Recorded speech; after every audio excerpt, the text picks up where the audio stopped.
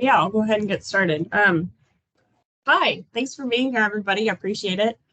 We're going to kind of try and see how this goes, having a brainstorming session with 40 to 50 people on a webinar. So I'll be your guinea pig / host for the day. But my name is Sarah Kendrick. I'm a migratory bird biologist with Fish and Wildlife Service in Region 3, which the bounds of Region 3 are the bounds for oversight of the Midwest Migration Network, which is kind of the umbrella group for our webinar here today. I'll talk a little bit about that here in a second, but I've been involved in Motus since about 2017. I learned about it and got really excited about it, and I've kind of never stopped since then. It's a great group of people and a really neat collaborative system, tracking system that I just feel very passionate about, and I really like it. And we've done a lot of station placement here in the state and in the Midwest and efforts for that. So now we're kind of moving towards the tagging. So I want to go through a few housekeeping items. If everybody could please mute themselves, that'd be great, just to avoid feedback. And then later when we have discussions, please use the reactions button on your screen to raise your hand, and then we'll kind of get to you as we go. Put questions throughout the webinar in the chat so that we see that, and we will do our best to answer those as we go. Please sign up on our Midwest Motus contact list. Anna is going to put that in the chat for us. Thank you, Anna. It's a Google form. It takes 2 seconds. In the future, we will probably post it on the Midwest Migration Network website. So if you're not comfortable having just your email and your affiliation posted on the website, then don't fill it out. But if you are interested in that, we would greatly appreciate it. It helps us to network, helps us to point people who are interested in Motus to others doing Motus or others interested in their area. So it kind of helps us build this broader network of contacts. I encourage you to introduce yourself in the chat with your affiliation, maybe your job title and city and state, just whatever you want to share.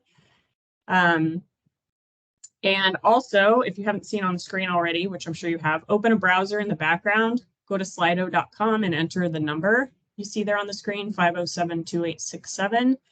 And just have that open in the background. We won't need it right away, but we'll need it here in a few minutes. So I would just have that open and ready to go.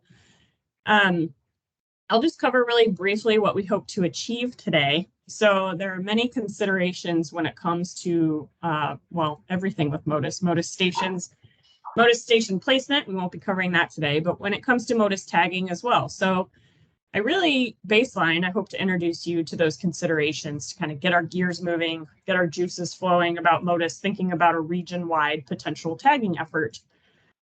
So throughout my involvement with Motus, as I said, it's been station placement, building the network. And now we're really trying to move toward, well, how can we tag birds across the region, not just in our state, not just in our small area, but how can we try and learn as much as we can about a species across its range or across the region.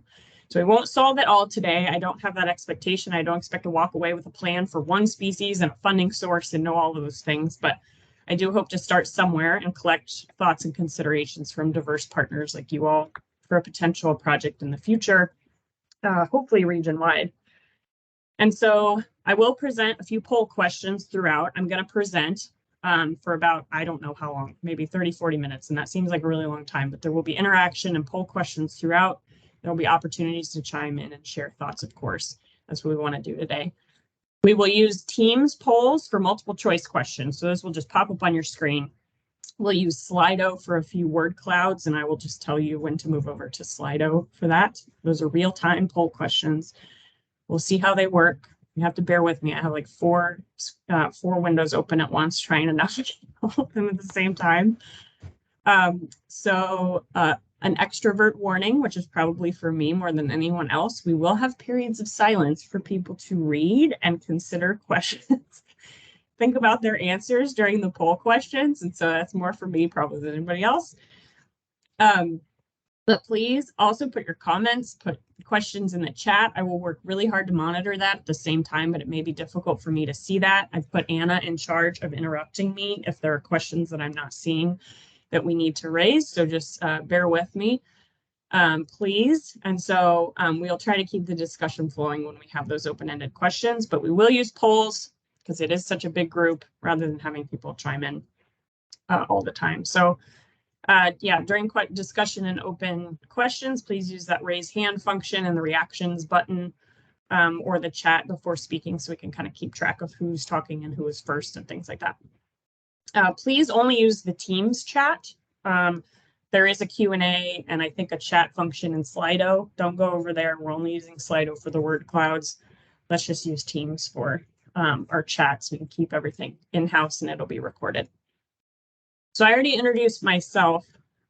Stu, go ahead and unmute if you are ready to introduce yourself. If you're not, we'll just introduce Stu later. But if Stu is ready to go. Yeah, I'm here. There he is. I can barely hear you. Is that better? Yes. Okay, sorry. Good morning. I don't want to hijack this thing, but I just wanted to recognize and thank everybody from Motus Central. So I'm Stu McKenzie, Director of Strategic Assets, and I wanted to take one moment for a captive audience to get your attention that very soon we'll be releasing what we're calling the Motus Strategy to 2030. Some of you have been involved in this process. Others, this is the first time you'll hear about it. So just saying it now so that when it comes in your inbox, you'll see it. But you'll only see it if you're signed up to the Motus Google group, and you can find that on the website. And accompanying the Motus Strategy to 2030 is an updated collaboration policy, which is essential to be able to achieve aspects of the strategy. I'm not going to get into what changes are in the policy or what the implications are there. That will be in the notice that's coming out. But all that to say, please pay attention to both because it's really important and sort of drives the foundation of the entire network and in a roundabout way, everything we'll be talking about today. So that's, and I guess the last thing, at any time, please feel free to reach out to us with any questions about anything at motus@birdscanada.org. And good enough, Sarah, carry on. Okay, thanks, Stu. Appreciate you being here. Appreciate you speaking to the group. That's great. Could you put the Google group link in the chat so that people can find that? Will do. Great. Cool. All right. All right. Thanks again. We're going to move into our presentation here. Make sure this works. Okay. So yes, again, we're going to start this brainstorming, kind of get the juices flowing about tagging. And you can see that the theme of the whole presentation here is what is our research question? That will not be the last time we see this, but really trying to drive that home. Okay, we're going to see how these polls work. Tested them, so they should work. So I'm going to launch it now. It should pop up on your screen. What's your current affiliation or employer? So just click that and hit submit.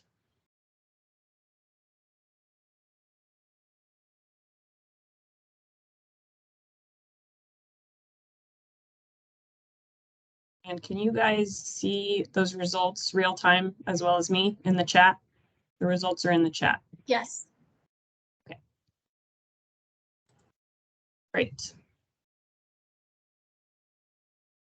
31 responses out of 40. Yeah, that's good. Okay, so we have quite a few federal agency staff, some state agency staff, almost equal. That's awesome.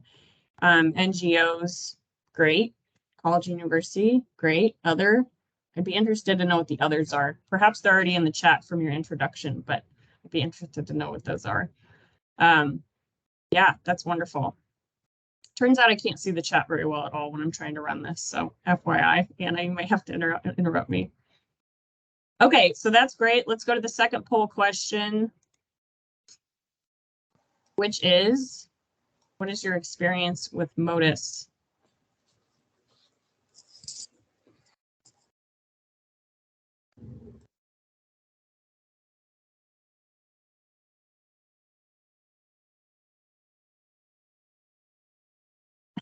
We have lots of people who know enough to be dangerous. Which always seems to be the case. So this is a big theme with Motus. With any webinar we have, any meeting we have, there's always people who are brand new to it. There's people who are in the middle, and then the people who know their stuff. And I think that that's wonderful. I think that that just makes it a diverse group. It helps us to learn from one another. Yeah, this is great. So we have a really good swath of people who have done it all. They've either brand new to it or they've placed stations and tags. We have a hand raised. I can't see who it is. If you have a question, please go for it. Okay. All right. Now I'm going to ask people to go over to the Slido window for a word cloud. Hold on for me one moment. Oh, you get to see it on my screen. I should probably move that.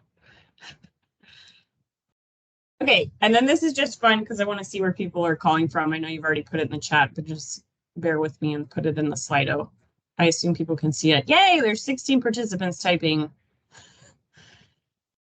All right, Illinois. Nice, Wisconsin took the lead. I love it.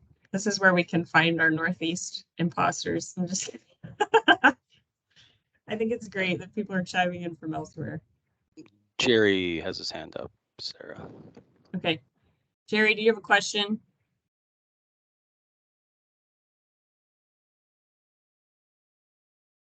You might be muted. Maybe put the question in the chat and we can make sure to answer it. Okay, this is great. I love it. Okay, lots of Ohio, Wisconsin, Illinois, Minnesota. That tracks because, you know, that's part of our region. So that's great. All right, I stopped that. So we're gonna go back to the presentation. Word cloud. Well, we already did that. Here's a child making a Motus sign. Here's my cute child. Okay, so I just want to talk very briefly with like 3 or 4 slides about how Motus works, because there are some folks who are brand new to Motus and we don't want to just continue on this brainstorming about how to tag birds without talking about how Motus works in very, very general, high level. So Motus, the wildlife tracking system, works off of very small nano tags, but they can also be larger. So they run from 0.2 to 2.6 grams and larger. They emit a pulse every 5 to 30 seconds in a unique pattern, and you can have those that pulse rate built into the tag when you order them at whatever pulse rate you want. And really, they are the smallest tags available for our smallest migrants over these long, long distances. I say long, long distances because these tags are detected by an array of semi-permanent sensors or receivers, Motus stations, that wait for tagged animals to pass within range of the station. And all of them work on the same frequency. So it's a big network that's collaborative in nature, and that's what makes it completely different than what's been done in the past. There are over 1,500 receivers that all work together on the same frequency. So in the past, Stu might have decided to do a tracking project where he purchases tags. Each tag's on a different frequency. He collects the data locally. He follows the birds around. There's really no easy way for him to track the birds on migration. He can only do it locally because he's using manual antennas or local stations. And then he takes that data from his receiver, from his frequencies, publishes it, and becomes rich and famous, as most biologists do. I have a different set of tags over in Missouri or elsewhere. I do local tracking and I keep those data, and that's it. Well, with Motus, Stu can deploy a tag up where he is in Ontario, a Motus tag, and it's that bird, that tag flies within range of any of these yellow dots on the map, any of these Motus stations. All of them will pick up that tag, and that's what really changes the game here, is it gives us the opportunity to tag with the smallest tags available. It gives us the opportunity to tag our smallest migrating animals over these long distances, but you can also do local tracking with it as well. So here's our footless Swainson's thrush. I'm sorry, I've used this animation since like 2017 and it's hideous. And Frank Nelson is actually on this call who helped me with this animation. The tag is not to scale. It all looks ridiculous, but it kind of gets the point across. So the range of one of these stations, best case scenario with a wide open space and no obstructions to the detection or to the signal as our bird flies within range. Oh my gosh, it got detected and it goes to our desktop computer, which we all still use. And it goes to the Motus website. And there's lots of tedium in here. If it has an internet connection, it'll go straight to the website. If it doesn't, we download the data off of the unit. There's lots of nuances there, but we're not going to talk about the tedium of station placement today, but just to give you an idea of how it works. So again, we could deploy our bird up in the Northeast. It flies on migration. If it flies within range of any of these yellow dots, which there are many more yellow dots than there used to be, many more stations than there used to be, we get all of those data. on where the bird is going across, a hemispheric range, which is really a game changer. So this is Motus by the numbers. This is updated on the website. I give this talk probably about once a month or 2 months or something, and I have to update the slide every single time because the Motus network is just growing exponentially and all the time. This just gives you some indication of how widespread it is. 5 continents, over 1,500 Motus receivers, and it may have changed in the last few days since I made this slide. 36,000 animals tagged, 562 projects, and a lot of that growth has been in the last 5-6 years. It's growing very quickly. It's not going anywhere, and it's just getting stronger. As I said, we're giving this webinar, and I'm the Telemetry Initiative chair for the Midwest Migration Network. It's a group of groups with agencies, NGOs, really all are welcome. We use the general boundary of Fish and Wildlife Service Region 3, but it's a group of groups that works to learn more about bird migration. So it has 4 initiatives. The Telemetry Initiative, which is the best one, it covers Motus, and I'm the chair of that one. And there's banding and ground surveys, which is also the best one, which is run by Mark, who's also on this call. Mark, it's the best one. There are banding and ground surveys. Then there's radar and acoustic surveys, which is run by Jeff Bueller, and then the Wind and Wildlife Group. And so we try and cover these big initiatives that have to do with migration across the Midwest. And so for our Telemetry Initiative / Motus Initiative, our goals are to expand the Motus network, increase Motus across the region, but also in the neotropics. This is essential and very important. And anyone who knows me or has heard me talk about Motus, I really harp on this. We need more stations in the neotropics as well. And then now we're moving into this coordination or assisting in the coordination of tagging efforts across the region to really get the biggest bang for our buck with Motus tagging across a bird's range and across the region rather than smaller scale projects, which can be useful, but certainly can be useful. We're trying to move to these kind of broader efforts now that the network has grown quite a bit.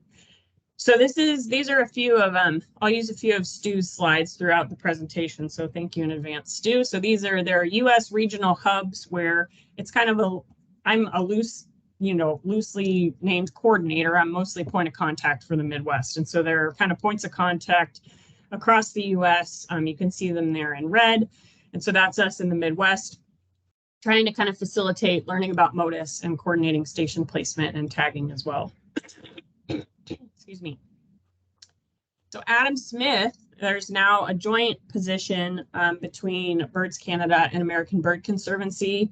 Adam Smith couldn't be with us today. He'll be at the webinar on Monday if you're able to make it for station placement on Monday, but he had other meetings, but he is now a US Motus coordinator, recent hire just for the last few months. And so we will get to know him better and introduce him as we can over the course of time.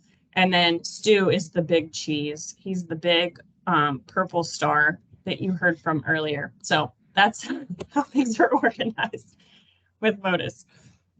So as I said, I got involved in Motus in 2017 or 18. We put up a pilot station in Missouri here in the Stu, don't bird. You're supposed to pay attention. You're the only person I can see on the whole meeting, so I can give you grief the whole time.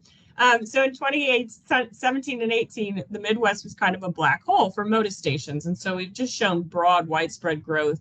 This is 2020. This is 2 years later. Lots more. Back to 2018, just to show you that again. Lots of growth out west as well. And then 2021, there were even more. And then look at the growth from 21 to 22. I'll just go back and forth a few times because it's just freaking cool. It's very exciting. The growth is, it's just exponential. There's just lots of things happening.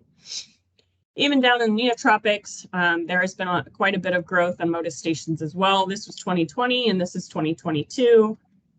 Lots of growth in Costa Rica due to active partners, and Colombia due to partners who are doing a lot of great work. In 2020, there were 8 stations between southern Mexico and Colombia. In 2022, there's 48. So that's 40 stations put up in the last two years. 15 of those, I'm proud to say, were funded by Fish and Wildlife Service grants, and the MMN, Midwest Migration Network team, led those, as well as, states within the Midwest, to get funding to put up stations. And so that's exciting, and just really proud of the work we've been able to do in putting up stations in the neotropics as well. It's just as important putting them down there where birds are going as it is where we tag the birds and where they're breeding. This is two images created using Motus data that have been collected from about 2012 to about 2019, it looks like to me, Stu, from the station placement on there. But this is just one way to represent all that hard work and leadership of all the collaborators and researchers who have been using Motus. It's kind of neat to see it all put together in one image. So now we're moving into these essential Motus tagging considerations that we have to think about before we move into Motus tagging. So the first consideration that we must think about is, what is your research question? We have to know what our knowledge gap is and what we're trying to fill. The second most important consideration is, what is your research question? The third most important consideration is, what is your research question? And I'm really annoying, but you get my point here. We cannot and we shouldn't deploy Motus tags just to see what happens, or to see if tag birds, get hits on towers, not physical hits, but detections on that bird once we deploy the tag. So we're all clearly responsible ornithologists and researchers here. And we know we don't want to put birds through the stress of tagging and tag deployment without trying to fill in that knowledge gap, or to learn more about their migratory pathway, the habitats they're using, migration timing, all of those good things. And our point here is then we want to then change something for the better where these birds are going, to invest in those conservation efforts along the way. So again, that means we need to be answering a question and fill a knowledge gap. So we really need to think through, before we pick a species, before we, consider what tags to use, what is the knowledge gap? What's our question? So that may be for a specific species. It may be for a general question about migratory connectivity, what species or how are they moving through our region, migratory pathways. And then your species selection potentially comes next. But we have to think about these questions every time we consider Motus tagging. And then what will we do if we fill that gap? If we fill that knowledge gap, how will it inform land management or other conservation action for the species? We really, I would like to see us, motivated by, what's the end game? What do we want to learn about the species? Not just how do we fill that gap, but what is that going to lead to? Who are we going to communicate those results to? Are we going to tell states who are doing land management? Are we going to talk to NGOs who are doing land management? Do we talk to others who do land protection? How will the findings be communicated, and to which partners? And then I would dare say, rather, let's plan this with those partners who we want to act after we learn this knowledge, in the spirit of co-production and bringing in all of the partners at the beginning to think this through, so that they're part of the plan from the beginning, rather than us as researchers or us as managers or whatever, going to land managers and saying, hey, we learned this stuff, you should do this. Rather, bring them in to consider and help us think through those species and projects from the beginning. That's just my 50 cents on the matter there. So the MMN, Midwest Migration Network, also has a set of research questions, which are pretty open-ended, but they're working to kind of direct people to what we want to learn about migration through the region. And so this is a very wordy slide, I recognize that, but this leads us into poll question number 3. I will go ahead and open that poll someday. Okay, so I'm going to give us more time to read this one just because it's very wordy. So it's, which 2 MMN research questions most closely align with your work? And it may be your work, it may be your interests, but really it's which 2 most closely align with your sphere of influence. The tagging you could potentially do, the projects you could potentially do. And so I'll give us a few minutes here.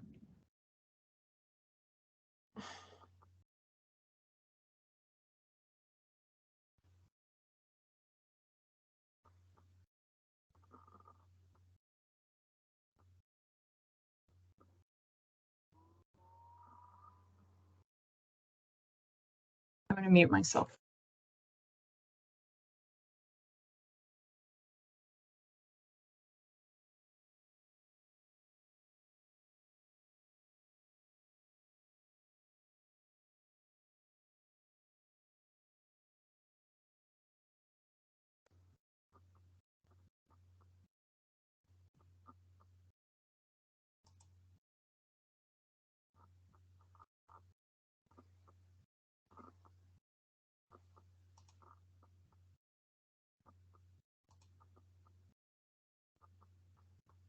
This is good. We're getting good response. We have 31.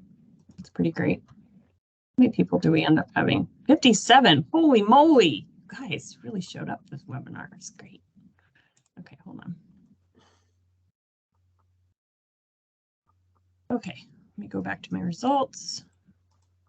All right, so this is great. We have 32% about how does it inform conservation action. I love that. You guys know me. Okay, no. Okay, so it's which habitat sites and airspace are the highest priorities for conservation action. I think that's great. So 33%. Our next highest was when do land birds migrate and how does this vary annually and under varying climate change scenarios? So that's great. There's interest in how is climate change potentially affecting land bird migration. That's good. All of them are good. So that's good that we have some trends there. That's great. Okay. All right. So we're going back to the presentation. All of this, you know, it's not like we're going to have open discussion after each of these polling questions, but it's great to gather these data. And we will have open-ended at the end of the presentation. And I think we'll kind of glean some of this information through our poll questions and word clouds and things like that. So I appreciate everybody's response to those questions. All right. So we go back to our presentation. So then some of us may think, all right, well, then let's move into which species help us to answer a research question. And that's a valid consideration. All these considerations, there is no linear way, I don't think, to answer all of these questions in order, but they all just must be considered at some point or another. So we may not be able to just jump right into which species answers this question for us, because then we have to think about our tag considerations. So it's a whole nother set of considerations. Our pool of species or options for species may be limited or broadened depending on the tag type that we select. So you may or may not be aware, if you haven't tagged birds before, that there are tag weight limitations set by the bird banding lab run by USGS. So you can't attach anything over 3% of a bird's body weight to the bird with an auxiliary marker or a tag. That really severely limits us when we're talking about an 8, 9, 10 gram bird. That's very tiny. And so what are our options? What do we have to weigh? So oftentimes on one side of the scale, we're really, we're weighing tag life or battery life of how long will the tag last? And it always goes back to our research question. Will the tag last long enough? Will the tag battery life last long enough to answer our question? And all that just goes back to the research question. If we're doing local monitoring and you need a pulse rate more often, pulse just meaning the signal sent out by the tag for you to be there to detect it. If you're doing local tagging, sometimes you want that pulse rate to be a lot more often. So that if you're walking around, you're listening for the beeps, you don't want to wait 15 seconds between each pulse of the tag. And then of course, that's affected by tag or battery weight. What's the maximum or what's the weight that our bird can carry we're interested in? What is the pulse rate? Again, the more often your pulse rate is on your tag, the less your tag will live, right? Unless it has solar capability on the tag. The tags with solar capability are only available currently in a larger tag. So our tiniest birds is not available yet. So we just have to consider all these different things. You can do 12 hours on and off with a tag. That saves your battery life a lot, but it depends on your question. Can you afford your tag to be off for half the day for the type of detections that you need? If you're wanting to see if the bird returns the following spring and it's a tiny bird, that may only be possible with 12 hours on and off because the tag battery won't live long enough for a full year unless you're doing that, trying to save the battery life. So there's just a lot. My point here is that there's just a lot, whole nother set of considerations when it comes to tags, and just trying to present some of those considerations. Also, sample size. That's a whole nother piece of this. Are the birds abundant enough in the region we're interested in to trap them easily? What's trapping like? Some birds are really difficult to trap. Some of them are easier to trap. Some of them are more or less abundant. Depending on their rarity or conservation status, it might be more difficult to try and find partners across the whole region who are able to go out and find the birds, trap them. So can we tag enough of them across the range? That's another consideration.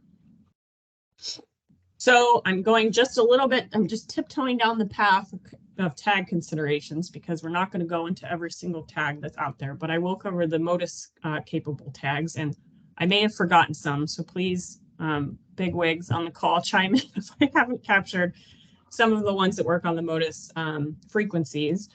And so Motus tags, a lot of the newer Motus stations are cellular tracking technology sensor stations, which listen on 2 frequencies. So kind of the traditional Motus frequency is the 166.38, and those work off the low-tech nano tags, which run from 0.2 to 3 grams and up. But the 0.2 is kind of the lightest one that we have currently. And then there's CTT, power tags, and live tags. And David, correct me if I'm wrong in the chat, that the lightest they are is 0.35 and 0.45 grams respectively. So some of those won't work for our tiny, tiny warblers, right, at this time. And those work on the 434 frequency. So you're going to have to put up Motus stations that are dual listing, that listen on that second frequency clearly to pick up detections of your tag. And so, again, I'm not going to cover all the nitty gritty of tags, but these are just things to keep in mind about doing our research of which tag type works. What is the network like where your birds are suspected of going? There are data archiving tags, geolocators. They store data on the tag. Geolocators record the light and dark time at set intervals that you set. It gives you a general location. With that light and dark time, our birds are going to areas where there's, 50% of the day it's light, 50% of the day it's dark. So it gives you kind of more of a fuzzy location the closer you get to the equator. And so, but it gives us information on generally where the birds are going. And for some research questions, that works just fine. And so these tags require recapture to download the data off the tag. So that biases your sample a little bit because those are either the luckiest or the healthiest birds that return, or you're just the luckiest to be able to recapture them the following year to scan the data off of the tag. Then there's GPS tags, which are larger. They start at 1 gram currently, to my knowledge. And so we can't put them on our smaller birds either. They give a precise GPS location. They are archival on the tag as well. You have to recapture that tag too. And so there's just all these different considerations. It may start with a species of, okay, our species is this weight. So what are our options with tags? Or maybe you need tag considerations first to say, we want, a tag that will last a year, and that narrows down the pool of species who can carry a tag that will last that long. There's just a lot of different considerations. Also, we need to keep in mind, I've heard from some folks who are interested in Motus tagging and they just haven't done it before, and so they're not aware that none of this is really our end decision, because we need authorization on banding permits to place auxiliary markers or tags on birds. So this isn't solely our decision to make. We have to apply to the bird banding lab, usually months in advance of the project, to get that authorization on our banding permits. We need to give them the amount of time to review it. And if you can't fully justify your research question or your species or trapping and tagging logistics, we need to think through all of this stuff before we apply for those permits. You may not be permitted. So we just need to keep that in mind of work to do beforehand. So we're going to talk about tag. We won't talk about tag pros and cons today. Really, that's kind of with you and your project. It all really resides with your research question. But it is essential to think it through, if not today. So speak with I really encourage everybody, if you have tagging project ideas, to speak with other researchers who have tagged or handled your species before, to just do your research on this. And that's why we're here today, to really kind of begin a high level form of that process of thinking through species. So we're going to walk through a few species here and considerations for them. So in general, just as like an example of how we may start to broach this topic. Hold on just one second for me. I got a little kiddo who's sick today.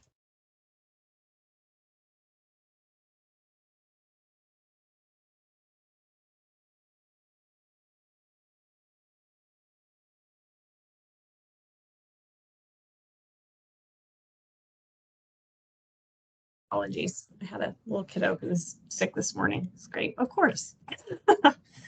Okay, so we're going to walk through a few species here just to talk about considerations and get things moving there. So these are just a few species that we've worked with, and with the species I've worked with Motus with, there are smallest birds that are moving long distances. We can do local tracking as well, and we have integrated that with some of our long distance tracking too.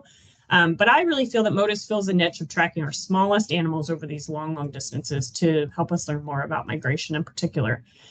So this is a compiled list. I know it's really wordy, but it was created by Anna Bucker-Thomas in Iowa. Thank you, Anna. That crosswalks all the SGCN species for states in the Mississippi Flyway, not just the Midwest, but the Mississippi Flyway, the Fish and Wildlife Service Bird Conservation Concern List, and the R2R, Road to Recovery Species on the Brink list. So it's just crosswalking a lot of lists to show which species are on the most lists or are listed as SGCN across the Midwest by state. So we have to start somewhere. So let's just take a look at the continental species. I just randomly picked like the top 10 species here, just as a starting point. And let's say we want to look at the 3 species that are listed as continental. So we may think it's easier to study species that don't migrate out of our US borders. And for some of those, perhaps that's the case.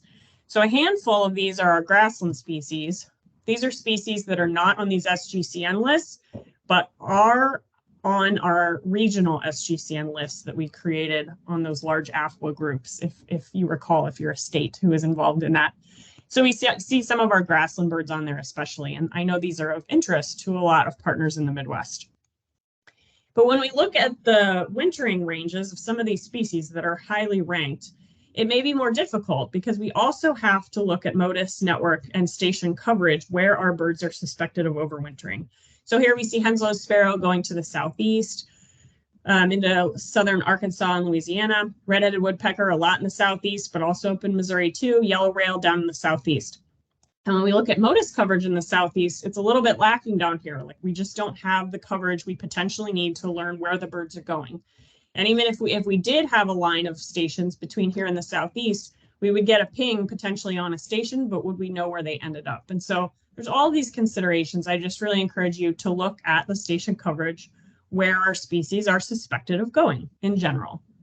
And will we be able to get the hits that we need, the detections? I need to stop saying hits. That sounds bad. Okay, so then there are other areas of the world that have seen slower growth rather than Central America and into Colombia. So this is South America from 2020 and 22. And so looking at the Motus station coverage, if we're thinking about species like bobolink or some other grassland birds that go far, far south or even northern South America, we need to just look and see if we have the coverage. This is not saying that we don't want to Motus tag grassland birds or some of these species that go this far south. It just may mean that placing stations is part of your project, and that's great. We need more stations anyway. So it's just things to consider. Clearly, I'm a big proponent of more stations in the neotropics and Latin America. And so if that's part of your project and needs to be part of your project, I'm all for it. It adds more logistics, but it really, again, all depends on your research question and the species ranges. So when we look at some of these other species in this top 10, we kind of start to see that habitats start to sort out. Some of these other species are forest birds that breed in and migrate to forested habitat rather than grassland. And so ceruleans, if just randomly pull one out to think about it, ceruleans may be a good candidate for tagging. They're a neotropical migrant, but we have to consider that on the breeding grounds, they can be difficult to catch. So we may not be able to get a large enough sample size, but we may. I'm not trying to be negative on any of these species, just trying to bring up considerations that I think are important to think about and think through before we jump into these projects. We've done some cerulean tagging projects and we're currently doing some right now. And so it is possible. It's just, we got to ask these questions. So these are the type of questions I'm just trying to get us used to asking. Can the bird hold the tag we need to answer our research question? How long is the battery life of the tag, or can the bird handle the weight? Will we be permitted for the bird to handle the weight? What does the Motus network look like where the birds are going? Can we build it stronger as a solution to that? Things like that. So these are Stu McKenzie's slides from about 10 years ago, and I'm going to kind of bumble through these just to show you a little bit about the capabilities, what we can do with Motus tagging locally, and then these long distance movements. And so this is a map of Long Point in Ontario. So we see Motus stations A, B, and C. These are all tagging sites at these A, B, and C, which allow for fine scale and constant local tracking information. So take note of the sites A on the mainland, B on the coast, and C on Long Point. So these are movements of the Motus tag of a black-throated blue warbler captured and monitored at site A. So the time is along the x-axis. The black line you see here is sunset. The orange line, the dotted line, is sunrise. Each panel on the Y represents signal strength from tags as they're detected on each of the antennas. So you see antenna, this is the antenna the station A antenna pointed north, station A antenna pointed east. You see that northeast, west, south, and then station B, northeast, et cetera, et cetera. And so we see the high variation in the signal strength with the squiggly lines. That shows that the bird is active. It's moving around, it's feeding, and at sunset in yellow, the signal, no, sunset's in black, and the signal goes kind of quiet because the birds are sleeping. And then before dawn, they're up. And when we zoom in on this final detection here, this is showing that the bird wakes up, takes flight, and departs the site A on the mainland. It crosses the station B and then crosses C and goes out on its migration for about 15 to 20 minutes, departing over Lake Erie. So we can do local movements in addition to some of these long distance movements as well.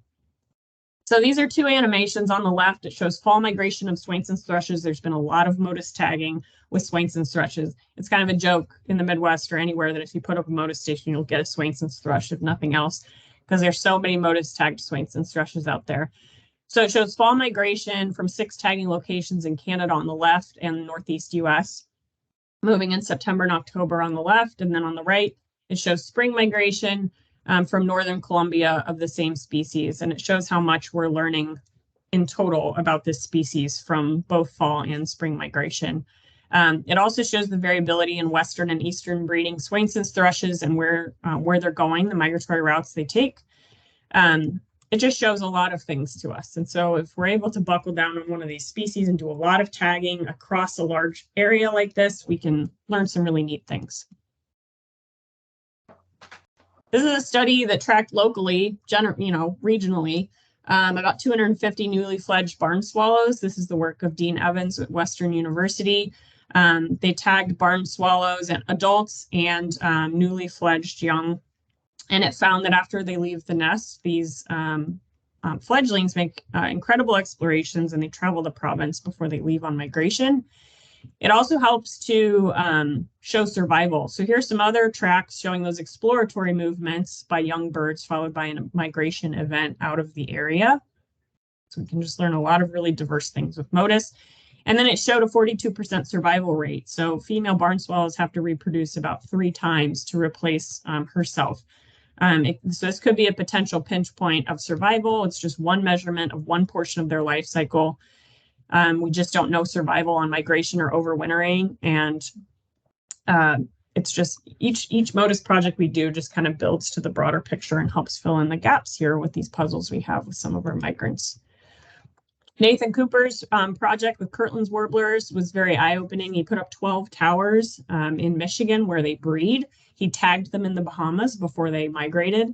So he was able to get information on long distance and local tracking as they arrived on the breeding grounds. And he showed these really broad, large scale movements during the breeding season, up 5 to 77 kilometers around. I encourage you to YouTube this. It shows a really cool video made by Nathan about the project and these birds' movements.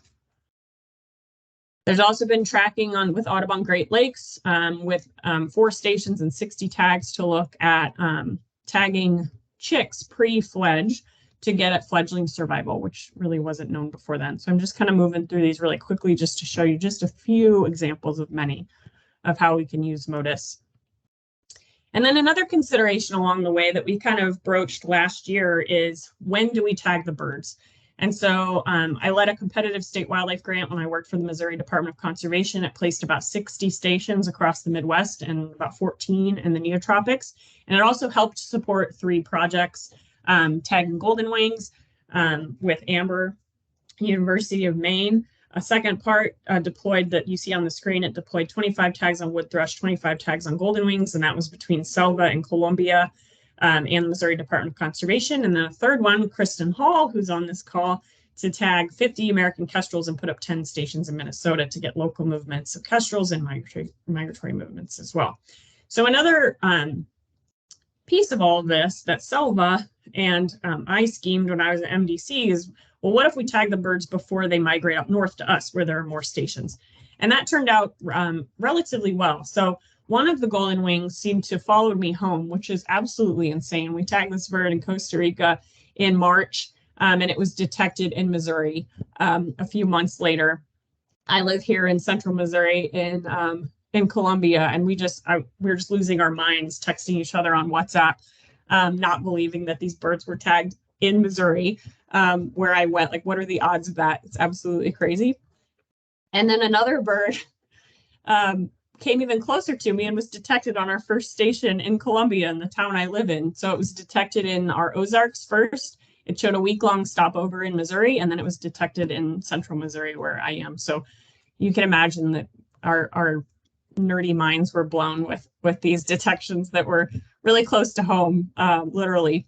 And then with the wood thrush tagging, that was really special too. We went to a different part in Costa Rica, totally different habitat, of course, to tag wood thrush.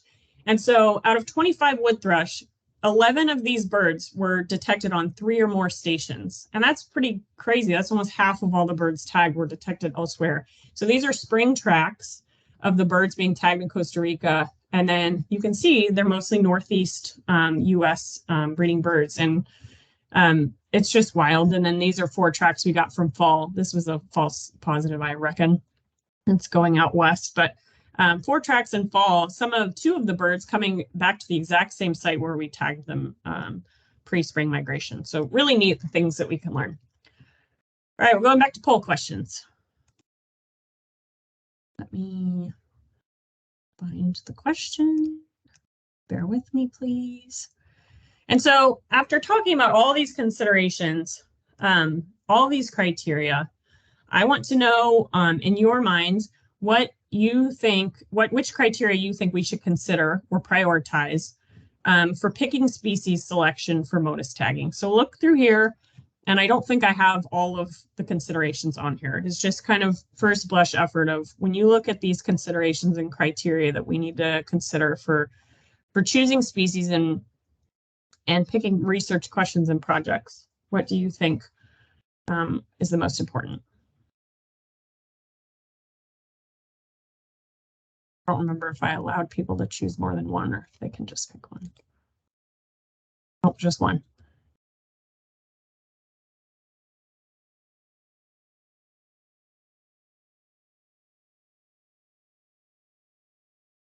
Great. All right, conservation priority. All of the above.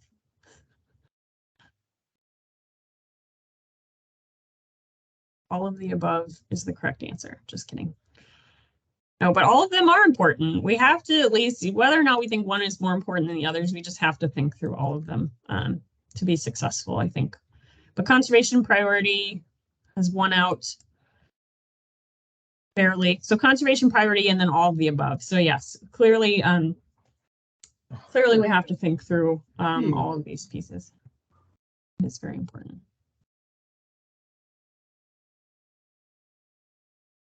All right. All right, poll question 5. We're doing a few more polls. So this poll question really, I just kind of want to get a feel for what folks think are the most important research questions. Again, these are not the only research questions that we have.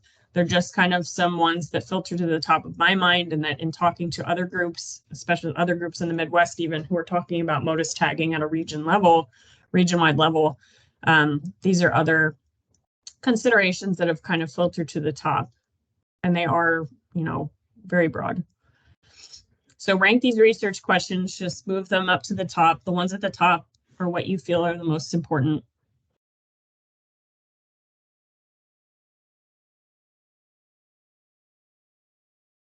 And some of them are overlapping because maybe information gaps about specific species is migratory connectivity, but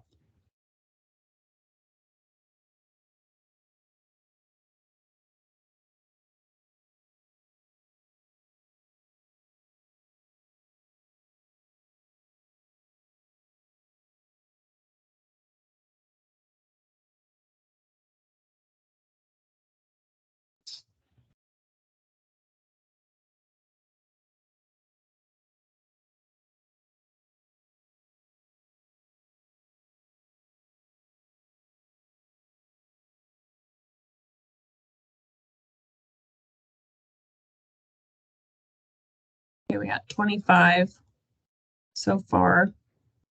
I'm going to wait another minute.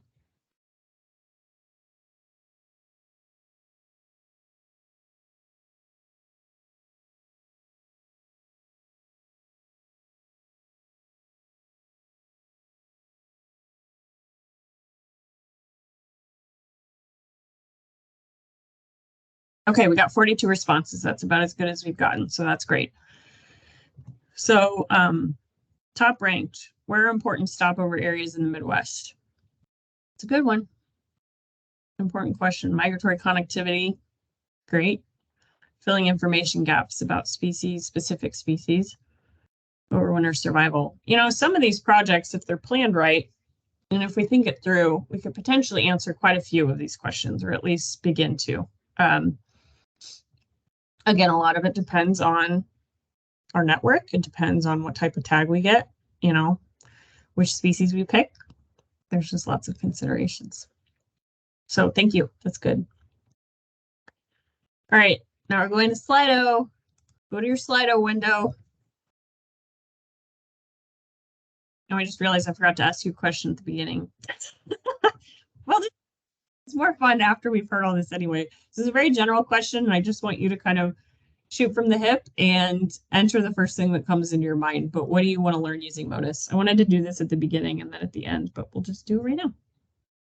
So in general, with your priorities, and I know we've ranked, we've said which MMN research question we're most interested in, but what do you want to learn using Motus? What are you most interested and confused about or want to explore? Conservation. Bats. Bats. Just kidding. Bats are part of Motus as well. Stu, we need to have a bat Motus webinar so those folks get their bat fix. Bats. God, everybody wants to know about bats.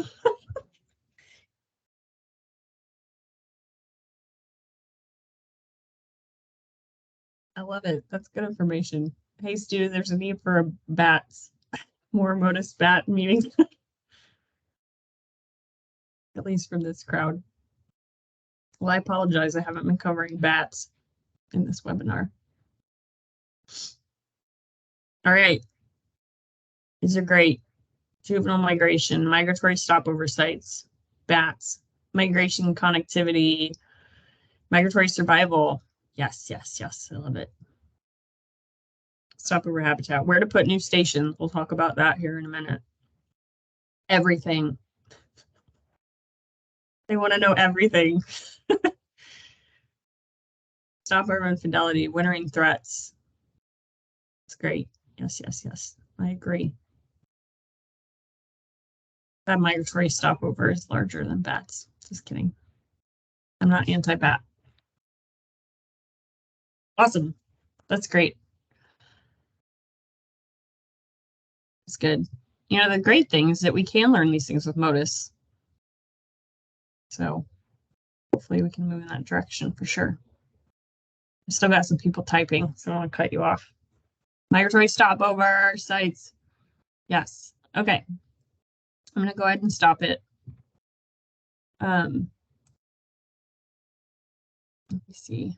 All right, we're going to go to our next word cloud, so it'll pop up on your screen. So given all the considerations, we're going to move into like species brainstorming, what species you think. And I know we haven't given a lot of information on every single species, but I do just want to get an idea of what species you all are interested in or thinking about, given some of these lists. I know it will take time for you to mull over some of the lists. We can share the list that Anna put together of SGCN species. I don't expect us all to have like a firm idea of what we want right this minute, but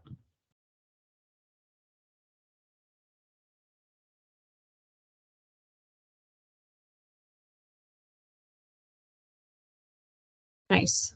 Okay. I don't have a way to enter my own answer, but I would also chime in with wood thrush. I do think that we can talk about that here in a minute too. Wow, wood thrush is really big. Henslow sparrow. I agree. We need to get that network in the Southeast. And that would be a great thing. Ceruleans. Lows, whippoorwills. And saw-whets, yep. I have interest with that too, here with some partners in Missouri doing saw-whet owl banding. That'd be neat too, because there's such a big network of folks doing that. wood thrush, Henslow's sparrow, whippoorwill, ceruleans. Those are the big ones. A suite of thrush species. That's interesting. Purple martins. Yep. Purple martins, we have to think about where they're going and whether we have the network in South America that we need. But that shouldn't stop us.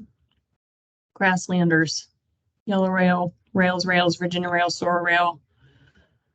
That's great too. And there are some folks doing rail Motus tracking right now. It's just linking those folks up.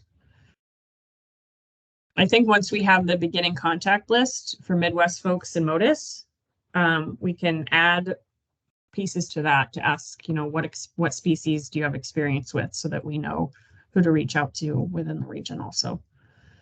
All right, we got a lot of votes for Henslow's. I know, talking to others, and I'm interested in species like grasshopper sparrow, things like that, those grassland species, but there's definitely a lot of potential to look at Henslow's for sure. We just need more stations. We need more partners in the Southeast who can take up that mantle for station placement. So the folks in the Southeast and the Northeast just got a competitive state wildlife grant, one of those CSWIG grants that we got to put stuff up in the Midwest and do tagging. And the Northeast and Southeast recently got a CSWIG as well. Congrats. I know that some of the partners are on the call today. And that will place 35 new stations in the Southeast, mostly off the Atlantic coast. So fewer network filling over between us and the Southeast, but it's great. It will really help to track birds up the Atlantic coast. And then it will also maintain and maintain about over 100 stations in the Northeast where our Motus network is strongest. So that's exciting. Okay, I'm going to close this one. I appreciate everybody's participation. Lots of great, I wonder if I can't see it. Oh. Anyway, I can't see it anymore, but we saw that Henslow's sparrow, wood thrush, saw-whet owls, ceruleans were up there, and those are all great species.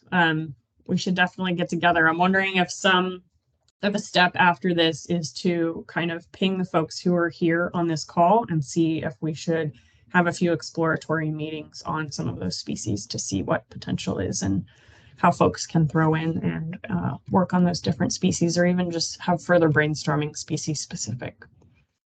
I think that could be useful. I will definitely follow up after this meeting with some of that information on how to connect with folks who are here. Okay. What remaining thoughts? I know that there's a lot of thoughts because I just threw a ton of information at you and it took an hour. But I think with the polls mixed in and the word clouds, we're kind of hoping that you understand some of the considerations, of course, and we've thrown out some of the species that we're interested in. So if you want to raise your hand, if you have a comment or discussion point, please do that. Anna, if there are things in the chat that I haven't gotten to or we need to raise, please do that. I will open the whiteboard that I will kind of run. Hold on. Oh, I have to add it for, sorry. Please bear with me, guys. Hold on just 1 second. Teams is just a special type of fun. Special fun. Okay. So once you get that open, Sarah, Yeah. Mike Wallace has a good comment. He's been thinking about strategic deployment of Motus stations and where are some of the gaps that we want to fill in the Midwest. And I think part of that will be our conversation on Monday with another webinar about station placement, but he's thinking specifically about the Northwoods and the Great Lakes coastlines. Yeah, no, that's a great comment. Thanks, Mike. I appreciate that. And those are my next slides. I don't think this is derailing us, but I just want to make this point. I'm not going to talk a lot about station placement, but I do want to show you our Midwest Migration Network plan. I mean, this is kind of our pie in the sky best case scenario. And I know that we're putting up stations in not just where the orange dots are. And that's amazing. I think that that's great. We want stations. We just need to think through where we want to put stations. And if we have funding for multiple stations, we want to try and put them in arrays, right? We want to try and put them next to each other so that we're kind of building these digital fences of detection so that, you know, Missouri, we built 2 of them. We tried to mirror what Pennsylvania was doing with their long line digital fence that went across the entire state. Freaking cool. They got a huge chunk of money to do that. And so we've just been kind of piecemealing it with little chunks, and Missouri Department of Conservation has really shown a lot of trust and just thrown in on Motus. It's amazing. And so we built 2 fences because the northern half was mostly grassland in the state. The southern half was our Ozark Highland forest. And so we wanted to try and capture both type of birds if they were moving through. And so these are just suggestions. Please email me if you want us to consider kind of changing this plan. I don't think this plan is it's not dictating where people are putting stations, but it's out there for a guide if people are interested in a place to start or something to consider. This is why this is here. So, when I first saw this map, when I was first to the MMN, our line went through the middle of the state, kind of along Highway 70. And so because we had justification for where to move it, we moved it. So we do kind of want to continue these lines. I know Illinois has been placing stations in the middle to try and kind of emulate this, but there's other sites that make sense in Illinois as well, of course. And so they've been placed elsewhere too. I need to update this map because there's a lot of yellow dots missing on new sites, especially in Iowa and elsewhere. So if you have thoughts and changes, please email me. I don't think we're gonna sit here and discuss this a lot. And that also brings me to Monday, which is our technical webinar on Motus site selection and station placement with Todd Alger with the Northeast Motus Collaboration and Willistown Conservation Trust. He'll be with us to talk through all that nitty gritty. So that's a great point, and we do need more stations along the Great Lakes. Completely agree. Email me if you have changes or thoughts about the map. So there's been a lot of great comments in the chat in relation to that map with folks who are planning to add stations, and also some just good overarching comments about Stu reminding us that this is as much of a marketing tool as a planning tool. If we can say we need help in these areas, we can get more partners on board. Yes. And then Kristen Hall had a really good point that sometimes placement really just depends on who's willing and interested, and elevation and all those other things. So that's a bunch of the stuff that we'll continue to talk about on Monday. So hopefully you can join us then. Yes, perfect. Yeah, that's great. Send me an email. I'll put my email in the chat. Send me an email if you haven't gotten the invitation to the Monday webinar. It's at the same time as today, 9 to 11 Central Time. Again, Todd Alger will be there. He's put up hundreds of stations. He'll be there to walk us through how to pick a site, what goes into placing a site. So anyway, thank you for all the comments. I'm going through the comments and seeing lots of great momentum and a lot of people placing stations. I do want to go back to remaining thoughts or discussions about species. If there are thoughts about species or research questions that we want to share with the group or chat through for a few minutes, we have like 50 minutes left and we can leave early if folks don't have a lot of things to capture. But Kristen, you have your hand up. Let me open my whiteboard. My God, where did it go again? Okay, let me open my whiteboard and I'll just put up Post-it notes. Can you guys see the whiteboard?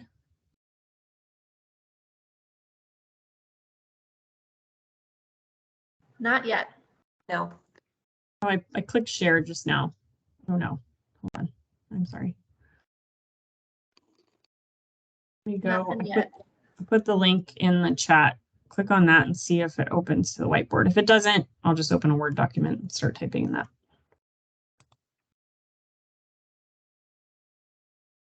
In fact, I'll just do that. Can you see my Word doc? Yes. Okay, I'm just going to start typing stuff. Go ahead, Kristen, you have the floor. Hi.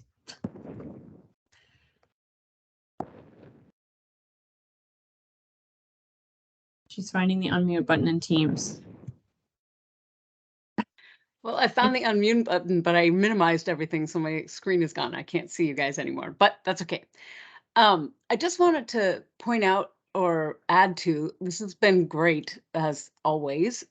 Super fun to have a bunch more people on the line and interested in Motus.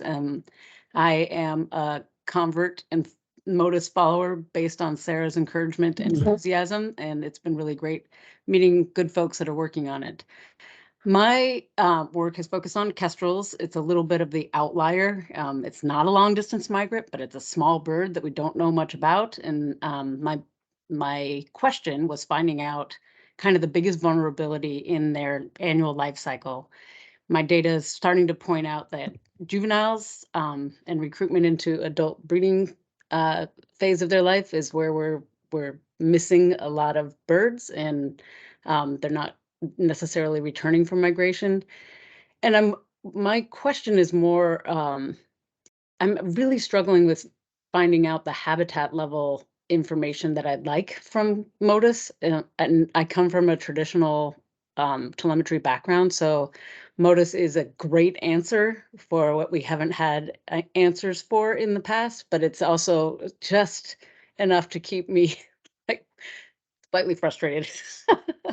And part of it is that I do know folks at University of Minnesota Duluth have done some really good site level habitat use analysis with Motus that I haven't been able to dig into and don't know much about. So if we can put in a plug for additional learning sessions, I would love to learn more on the habitat use side of Motus and how I can dig into that better.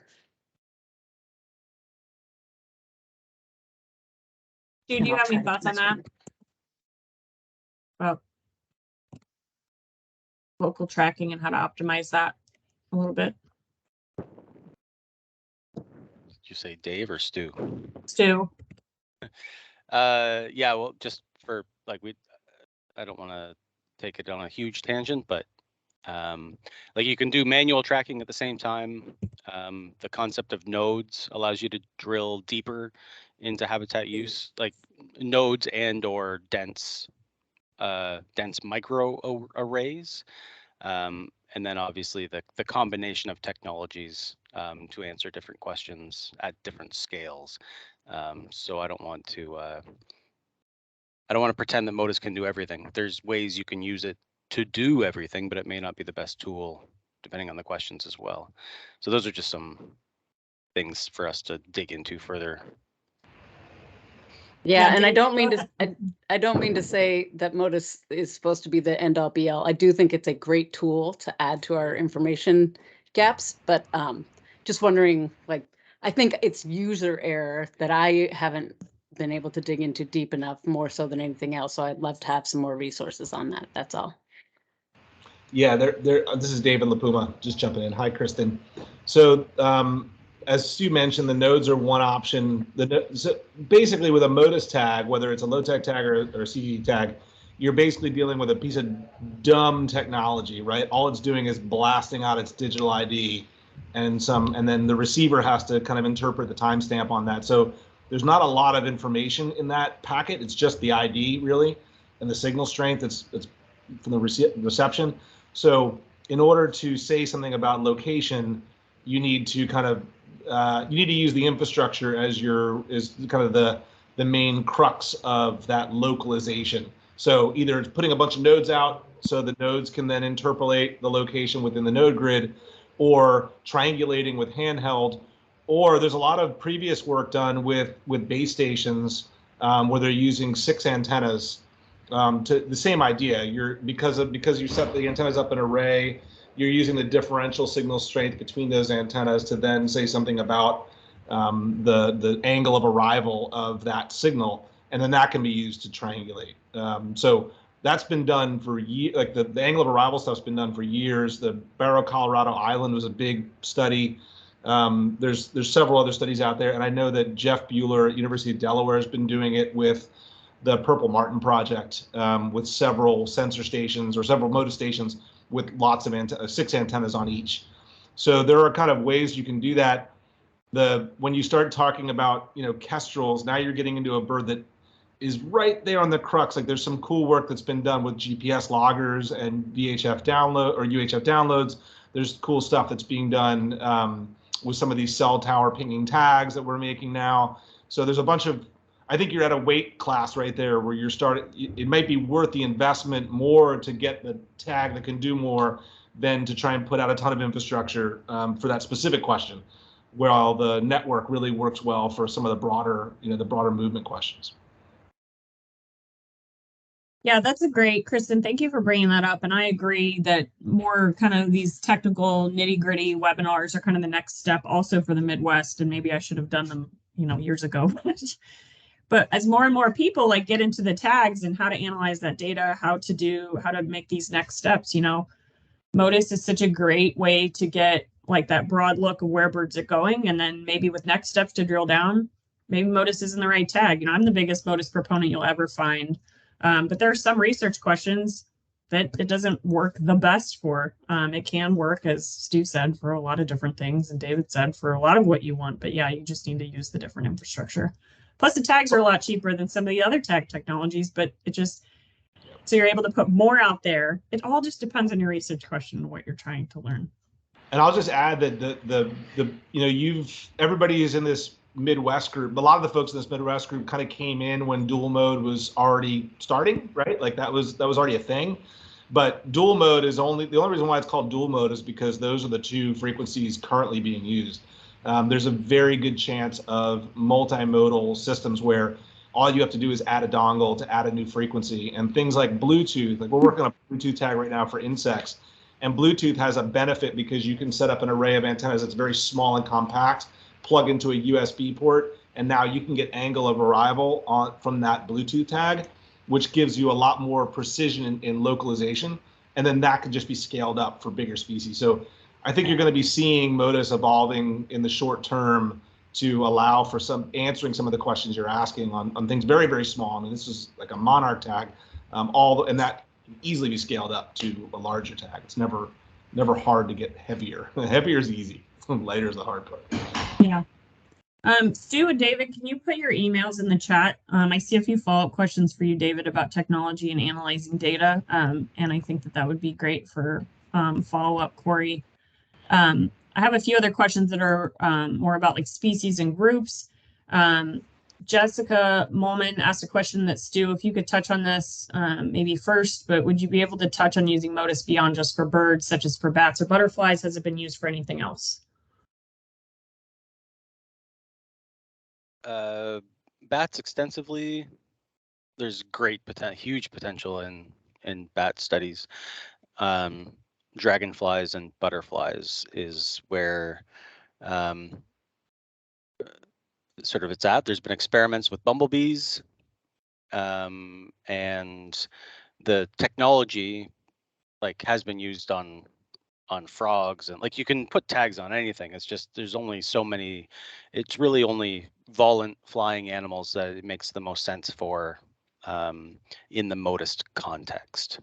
Is that probably the best answer I can give right now. Yeah, that's great. Thank you. Can you do you put have them on your children too? That's a great idea. Great idea. If they don't have a cell phone yet to track them with, Motus tags are in the next option. Do you have the bat Motus group link anywhere where we could share? I'll put it in the chat there. That'd be great. There is a group that is bat Motus specific that would be a great outlet to post on to get more information and find collaborators on bats. I apologize, I am not the source of that information. I'm birdtastic, so. Okay, so other people are sharing thoughts in the chat, which is great. Anne said, should we be studying health of birds, refueling rates using urban stopover in relation to a rural landscape? Wood thrush, magnolia warbler, and white-throated sparrow will be my focal species. In collaboration with the Bird Lab in Pittsburgh, interested in further collaboration with anyone else who's studying moth survival or movement. And moth is wood thrush, sorry. I will talk to wood thrush here in just a minute. Yes, Anna, thank you. Check the Motus website to see a list of species. Yeah, you can search by project. You can search by species therein. There have been a lot of great recent changes to the Motus site to help search for projects like that and search by species. So yes, I would go to the explore data portion and check that out. Matt says, hoping that more detailed migration routes and stopover locations can be used to potentially identify threats, where and what, leading to declines. As an example, for a target species, everything might be great in its breeding range, agree, but issues at key stopover locations or winter range may be limiting, agree. Oh, whoa, what happened?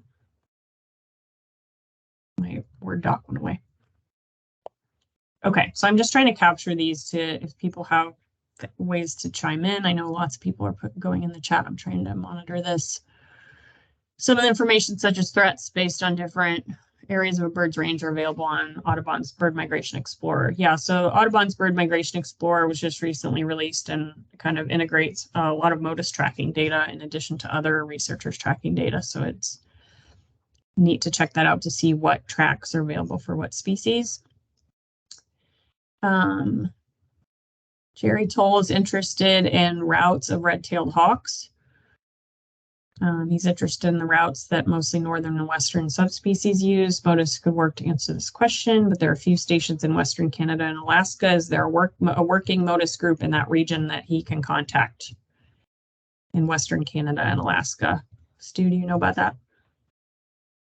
I'll put a contact in the chat. Amy's the best starting point. Great. Thank you. So Jerry, check out that contact and maybe reach out. Anne said, I also may be, in quotes, involved in central Ohio wetland work and determining species movement that use landlocked wetlands. Keep my eye out for related work. Bat discussion group posted. Okay, David posted about that. That's wonderful. Thank you. I suggested in a USGS data call that Motus could be a great way to monitor waterfowl to provide info for tracking avian influenza. Eileen, thank you for posting that. Yeah, there's just so much potential for Motus. It's just, I found that, anywhere we want to increase station placement, start a big project, it needs an advocate. And maybe you can be that advocate, but it just needs an advocate. It needs somebody to keep it moving. It needs somebody to bring people together, to talk about pros and cons, challenges, help bring people to think that through. So I just want to speak really briefly to my role in all of this on picking a species. If the species makes sense for the Midwest and I have the capacity to do that, I do see my role in Region 3 right now is to help coordinate these efforts, try and think through funding opportunities. If I can't be the requester or the lead agency or group on a funding opportunity, I will try and talk someone into that or encourage them or help walk them through that, because I have done some of these grants before. So that's what I see my role as. So please reach out if you have interested in, starting a group to talk about a species, and I can potentially bring the people together. I can't lead all of these 4 or 5 species if people are interested in it, but I can kind of help try and facilitate and bring folks together. I feel like that's the role in the MMN. All right, Stephanie says, I'd be interested in a migratory connectivity project with chimney swift, though it seems like it might be challenging to get permission to go on people's roofs. We have a lot of chimney swifts and chimneys in Chicago. So that is interesting. Mike, do you want to chime in and talk about our potential very high level pilot, or do you want me to cover that very briefly? You can go ahead. Okay. So Mike Wells is a fellow biologist in Region 3. And we've been talking about potential tagging of chimney swifts in the region, but we're starting with a little pilot effort, or we're going to try to this next year. So we'll let you know how that goes. I know that there's a lot of interest in chimney swifts. The plan is we're going to pilot some tag attachment, see how it goes, see how access to roofs go and the trapping and the tagging. And then if it is successful, we'll be reaching out to other partners to try and broaden it. Don't know if it's just in the Midwest or the Northeast and East too, or what. We don't want to put the cart before the horse, but we will be doing some pilot of tag attachment and seeing how that goes. Yeah, just to follow up on that, Yeah. We're currently really trying to get some information on wintering grounds initially with this pilot project. Yeah, first blush, where in general they're going, and then kind of go from there. Okay, so Stu says there are a few chimney swift projects underway in Quebec. I should talk to you further. We did have a meeting with Canadian folks about tagging, and Canadian folks were on the call, but anyway, we're just getting started with that. But yes, there is other interest in the chat for chimney swifts. I agree. Anne said this would help us too. Okay, so lots of interest with chimney swifts as well, which I think is very important. There isn't great Motus coverage in South America where chimney swifts go. So again, that's just part of the considerations of what we do and how. I do want to speak to wood thrush. I have a lot of interest in wood thrush, and clearly the group does as well, because it was one of the big text species in the word cloud. And I do think that wood thrush provides us with a really neat opportunity. You know, you looked at the tracks of tagging pre-spring migration that we did just from 25 tags, and we got a lot of good hits. We worked with Nick Bailey and Selva on that work, as well as partners in Costa Rica, Ernesto, Carmen, and Pazirola, and they deployed most of those tags. There's just a lot of potential across the breeding range of wood thrush, as well as across the wintering range of wood thrush. We have partners down south where we could potentially deploy up to, I mean, this is all very first blush, I'm just thinking out loud here, but we could deploy hundreds of tags potentially if we find the right funding source and the right partners to deploy tags across the breeding range and across the wintering range to try and get both of those movements to really pinpoint migratory connectivity. Clearly from just those 25 tags, on the birds, half of those birds we got hits on up to the breeding grounds, and a few of them all the way back, they're northeastern breeding birds. So where are the birds in, say, Missouri or the western part of the Midwest or elsewhere? Where are they going? So I think if we were able to deploy tags in across both of those ranges, we could get some potentially really interesting information. They're a large enough bird, they can carry a Motus tag for over a year. They're relatively easy to catch. They're abundant enough to catch. They're an SGCN in a lot of different states, so it kind of checks off a lot of boxes for that species. So I personally have some interest in that species and maybe wrangling a project around that. So follow up and let me know if you're interested, or put it in the chat. It will be saved, and we're just beginning thoughts about that. So just to put that out there. Kelly Van Beek made a great comment as well that we've chatted about within our unit. Kelly is another biologist in Region 3 with us. And she says a colleague has suggested RFID tags to get some more info on breeding season information, roost sites, individual movements between chimneys, and also could get annual survival with high site fidelity. The tags are so cheap, we could put out a lot of tags and put the RFID reader in the chimneys. So these are the pit tags, not pit tags, right, that you put in your pets. So they're very lightweight, they're very cheap, and you can potentially put out a lot during the breeding season to look at movements when they're coming in and out of the chimneys and things like that if they fly past the reader in the chimney. So that's very interesting. Or fish. That is correct. Yes, I've used them a lot with fish too. Yeah. Okay, I feel like I've been talking a ton. Yes, no battery life limitations. That is true. So please, others, raise your hand or keep putting things in the chat, and I'll keep reading those out loud. I encourage you to follow up with me afterwards.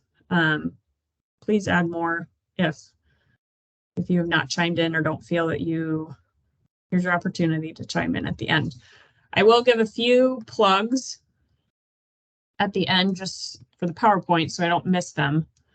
Again, reach out to me if you have edits to the station placement map. This is just our strategic kind of guide. And as Stu said, a great marketing tool. Please fill out that Google form contact list. Anna, could you please post that in the chat again? I'd appreciate that. Please fill that out if you're okay with your name, affiliation, and email being on a contact list for the Midwest. I do think we don't have that yet, and we really need it. It's a way to kind of point people in different directions to find folks close to you who have deployed stations, deployed tags to reach out to. It's very important, as we've learned today. Tune in on Monday if you're around, 9 to 11 Central Standard Time. Todd Allagher will be there again to talk about a tech webinar about station placement. We won't be talking about tagging. We won't be talking about species like today. It'll just be on the nitty-gritty details of station placement, which are many and which we hardly ever get to on these webinars because these are usually broader. Please tune in. I think that will be very insightful. We'll record it. Both of these webinars will be posted on the MMM website for people to view later, but we hope you can tune in on Monday. We have a